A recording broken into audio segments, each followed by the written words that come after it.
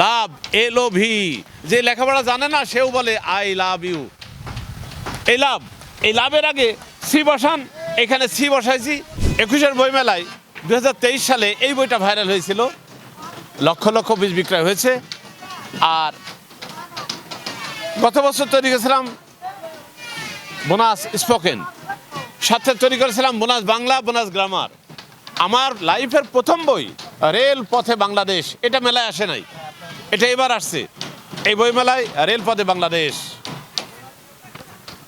আমার এবারের চমক, ছবির মাধ্যমে ছোটদেরকে শেখাতে হবে। দেখেন, আমরা যদি ছবির মাধ্যমে বাচ্চাদের দেখাতে পারি, খুব সহজভাবে মনে থাকবে। বোনাস গিফট এই বইটার নাম। আমার এই বইটা পাওয়া যাবে গ্রাফোসম্যান পাবলিকেশন, স্টল নম্বর 293, 294। আমি কেন বলছি বারবার ছবির মাধ্যমে? এখানে লাভ মানে ভালোবাসা আমাদের সকলের জানা। এই লাভের মাধ্যমে শুরু হয়েছে লাভ LOV, যে লেখাপড়া জানে না সেও বলে আই লাভ ইউ। এই লাভের আগে সি বসান, এখানে সি বসাইছি। ক্লোভ, আর ক্লোভ মানে লবঙ্গ ছবি দিয়েছি। এখানে দ্বিতীয় যে ওয়ার্ডটা আছে দেখেন, এখানে ব্রেড আছে। ব্রেড কিন্তু আমরা সকলেই জানি, ব্রেড মানে রুটি, আমাদের জানা আছে, কিন্তু বানানটা অনেক সময় ভুলে যায়। বানান আর ভুল হবে না। আমার বোনাস গিফট বই বাচ্চার হাতে উঠাই দেবেন, আপনারা সহজভাবে একটু দেখাই দেবেন, তাতেই যথেষ্ট। এই বাচ্চা পড়ছে, এই পড়তে পড়তে তো ব্রেড খাবে। রিড, READ, এই রিডের আগে বি দেন, ব্রেড মানে রুটি। পেলেন? এইভাবেই পাবেন।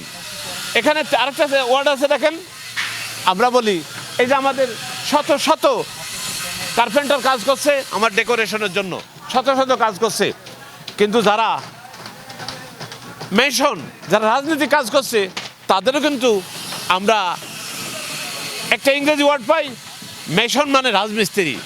এই মনে রাখার জন্য আমি সহজভাবে দিলাম SON, সন মানে পুত্র।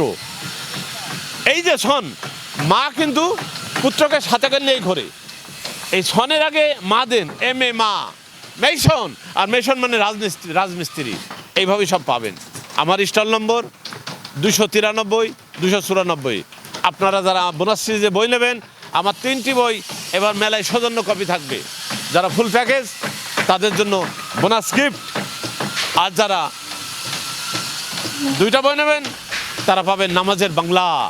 আমরা নামাজ পড়ি, নামাজের অর্থ বুঝি না, এই জন্য নামাজের প্রতি ভক্তি আসে না। এই নামাজ কি বলছি তার টোটাল ডিটেলস প্যাকেজ নিয়ে আমি নামাজের বাংলা বই তৈরি করেছি, বোনাস নামাজের বাংলা। আর রেলপথে বাংলাদেশ, যারা একটা নেবেন তাকেও এটা দেওয়া হবে। অতএব কেউ আমার কাছ থেকে ফিরে যাবেন না খালি হাতে। আমি মনে করি প্রত্যেকে গিফট নিয়ে যাবেন আমার।